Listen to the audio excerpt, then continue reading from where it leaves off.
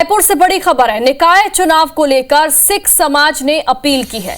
सिख समाज के दावेदारों से बायोडेटा मांगा गया है। पार्षद महापौर के दावेदारों से बायोडेटा मांगा गया है। सिख समाज छत्तीसगढ़ के पदाधिकारियों ने बायोडेटा मांगा है। कांग्रेस और बीजेपी को दावेदारों की सूची भी सौंपी जाएगी। सिख समाज ये एक लिस्ट बनाकर सौंपेगा। सूची सौंपकर टिकट देने की मांग भी की जाएगी। कांग्रेस से टिकट के दावेदारों के लिए महेंद्र छाबड़ा जो है वो संपर्क सूत्र बने हैं, तो वहीं बीजेपी से टिकट के दावेदारों के लिए सुरेंद्र सिंह छाबड़ा संपर्क सूत्र बने हैं।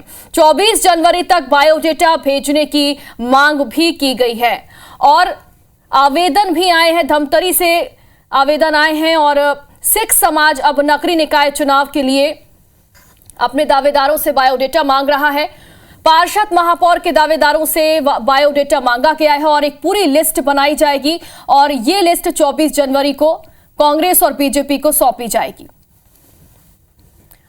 और इसी खबर पर ज्यादा बातचीत करने के लिए हमारे साथ भाजपा नेता राजीव चक्रवर्ती जुड़ गए हैं और कांग्रेस नेता धनंजय सिंह ठाकुर भी हमारे साथ जुड़ गए। सबसे पहले रुख करेंगे राजीव जी का। राजीव जी, सिख समाज भी अपनी दावेदारी पेश कर रहा है और बड़ी बात यह है कि इसके संपर्क सूत्र भी बाकायदा बनाए गए हैं। आवेदन भी लोगों के आ रहे हैं, क्या कहना चाहेंगे इस पर? देखिए, सिख समाज बहुत सेवाभावी समाज है। उनकी लंगर व्यवस्था, उनकी सामाजिक सेवा, उनके अपने गुरुद्वारे होते हैं और वो निश्चित रूप से उनका ये आंतरिक एक मामला है कि वो किस प्रकार से सामाजिक समरसता के साथ और सामाजिक एकता के साथ राजनीति में अपनी भागीदारी सुनिश्चित करने के लिए वो अपने लोगों से बायोडाटा मंगा रहे हैं और इसके लिए वो विभिन्न पार्टियों से संपर्क करेंगे कि उन्हें उनकी भागीदारी दी जाए। ये उनकी एक सामाजिक व्यवस्था है, लेकिन हर पार्टी की अपनी भी एक व्यवस्था होती है। वो वार्ड से, मंडलों से अपने अपने दावेदारों के, जो उनकी पार्टियों की अपनी व्यवस्था होती है, जो दावेदार हो वो जनप्रिय हो, उन्हें टिकट दिया जाता है। उसमें जाति, पाति और धर्म की कोई व्यवस्था नहीं रहती। वैसे भी भाजपा का दर्शन है सबके लिए विकास, सबके साथ विकास और दीनदयाल जी की जो आइडियोलॉजी है, जो दर्शन है, समाज के अंतिम पंक्ति तक विकास हो, सत्ता एक माध्यम है सेवा का, तो इसी पर पार्टी काम करती है। तो निश्चित रूप से ये सिख समाज का अपना आंतरिक मामला है और सिख समाज बहुत संवेदनशील है, बहुत सेवाभावी समाज है। तो देखिए, ये उनकी अपनी व्यवस्था के तहत वो मंगवा रहे हैं, लेकिन हर पार्टी की अपनी व्यवस्था रहती है। वो मंडलों से एप्लीकेशन मंगाती है और जिले से, वार्ड से, फिर अपील समिति रहती है, तो उसकी व्यवस्था के तहत टिकटें दी जाती है। बहरहाल चुनाव एक पर्व है। इस पर्व में सभी प्रकार के आपको रंग दिखने का मौका मिलेगा और इसका आपको आनंद चाहिए। ये भी एक चुनाव एक आनंद, एक पर्व है कि जनप्रतिनिधि वहां से निकलते हैं और बड़े जनप्रतिनिधि बन जाते हैं, तो इसको सहजता से लेना चाहिए।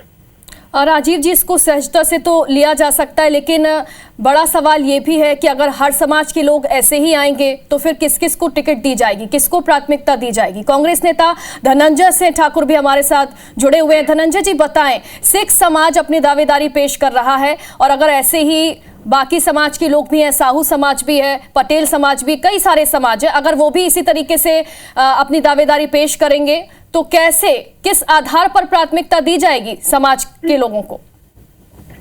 निश्चित तौर पर सिख समाज की जो भावनाएं सामने आई है और जिस प्रकार से आपने बताया कि वो उनके यहाँ जो टिकट के दावेदार हैं उनकी वो सूची मंगाए है और सभी पार्टियों के पास वो जाएंगे, तो कांग्रेस पार्टी सिख समाज की भावना का सम्मान कर रही है।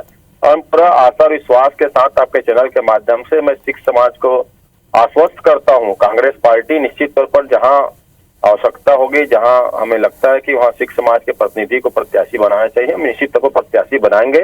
और सिख समाज के साथ साथ देखेंगे विभिन्न समाज के जो प्रमुख लोग हैं वो भी कांग्रेस पार्टी में आकर अपने समाज के लोगों को आगे बढ़ाने के लिए अपनी बात रखे। हम सभी समाज की भावना का सम्मान करते हैं और सिख समाज तो एक सेवाभावी समाज है, हमेशा लोगों की सेवा के लिए तत्पर रहता है और ऐसे समाज के व्यक्ति अगर जनप्रतिनिधि चुना जाता है तो निश्चित तौर पर जो जनता की सेवा की भावना है वो बढ़ेगी और पूरी तरीके से हम सभी समाजों की भावना का सम्मान करते हैं और सिख समाज के जो प्रतिनिधि आएंगे उनको भी उचित स्थान दिया जाएगा। जहां पार्टी को लगता है कि सिख समाज के प्रतिनिधि को प्रत्याशी बनाया जा सकता है, निश्चित रूप बनाया जाएगा। जी, एक सवाल आप दोनों से है, एक एक करके आप बताइएगा कि देखिए, सिख समाज यहाँ पर दावेदारी पेश कर रहा है, व्यक्तिगत तौर पर दावेदारी यहाँ पर नहीं आई है, तो किस आधार पर जो टिकट है वो दी जाएगी अगर दावेदारी को आप स्वीकार करते हैं, अगर मौका देते हैं, तो क्या व्यक्तिगत आधार पर आप मौका देंगे या फिर समाज के आधार पर? सबसे पहले राजीव जी आप बताइए।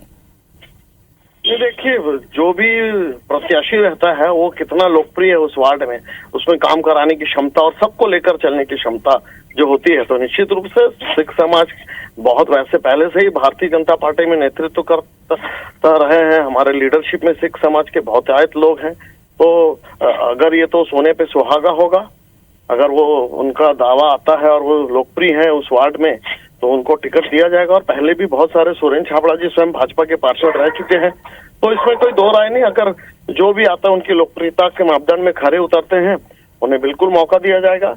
और भारतीय जनता पार्टी पहले से भी सिखों को बहुत अपने लोकल लीडरशिप के अलावा विभिन्न जनप्रतिनिधि भी बना चुकी है। धनंजय जी, आपसे भी यही सवाल है और एक सवाल ये भी है कि अगर ऐसे ही, जैसे कि मैंने पहले भी बोला था और बताया था कि अगर ऐसे ही और समाज के लोग भी आकर खड़े हो जाते हैं, अपनी दावेदारी देते हैं, तो क्या बड़ी समस्या नहीं खड़ी हो जाएगी? ये तो लिस्ट लंबी हो जाएगी। देखिए, सबसे पहले बता देता हूँ, कांग्रेस पार्टी ने हर समाज को उचित स्थान दिया है, उचित सम्मान दिया है। जैसे देश के राष्ट्रपति के रूप में ज्ञानी जैल सिंह जी सिख समाज से थे, प्रधानमंत्री में मनमोहन सिंह जी सिख समाज से थे, उसके साथ साथ हमारे छत्तीसगढ़ में राज्यसभा के सदस्य भी सिख समाज से, जिसे भारतीय जनता पार्टी ने बाहरी बताकर अपमान करने का काम किया था। और प्रदेश में जो आरक्षण की जो प्रक्रिया हुई है, जो आरक्षित सीटें हैं जो एसटी ओबीसी वर्ग के लिए, उन नगरीय निकाय क्षेत्रों में उन सीटों को छोड़कर जो अनारक्षित वर्ग के लिए सीटें हैं, जिनमें सभी वर्गों को प्रतिनिधित्व करने का, चुनाव लड़ने का अवसर दिया गया है, तो जहां पर सिख के समाज के हमारे जो कांग्रेस के नेता या कार्यकर्ता वहां पे मजबूत हैं, वहां पे उनकी दावेदारी मजबूत है, तो वहां पे हम देंगे, वहां पे निश्चित तौर पर हर वर्ग का सम्मान कांग्रेस पार्टी करती है। जो आप लोगों ने नरसंहार किया था 84 में, सिख समाज के ऊपर जुल्म सितम ढाए थे, उसका क्षमा आज तक नरेंद्र मोदी जी और पूरे भारतीय जनता पार्टी के सिख समाज के लोग माफी मांग लेते, सोनिया गांधी जी भारतीयों को तो आरएसएस और भाजपा के लोग भारतीय सिख को तो खाली अपमान कर रहे हैं, उनको आतंकवादी बताते हैं। सिख समाज के किसान जो है आज भी दिल्ली में घुस पा रहे, नरेंद्र मोदी डरते हैं सिख समाज से। मांग लेते, नरेंद्र मोदी जी तो सिख समाज के लोगों को खालिस्तानी बोलते हैं, भाजपा का आरएसएस को खालिस्तानी बोलते हैं, उनको दिल्ली में घुसने नहीं दिया जा रहा है। आज भी चाहिए कि भारतीय जनता पार्टी सम्मान करेगी, करनी चाहिए। चलिए राजीव जी, धनंजय जी, समय की कमी है हमारे पास, इस पर बातचीत तो आगे और करेंगे। देखना होगा कि आगे क्या जो पार्टियां इसे किस तरीके से लेती है, सिख समाज की दावेदारी को कैसे लिया जाएगा आगे।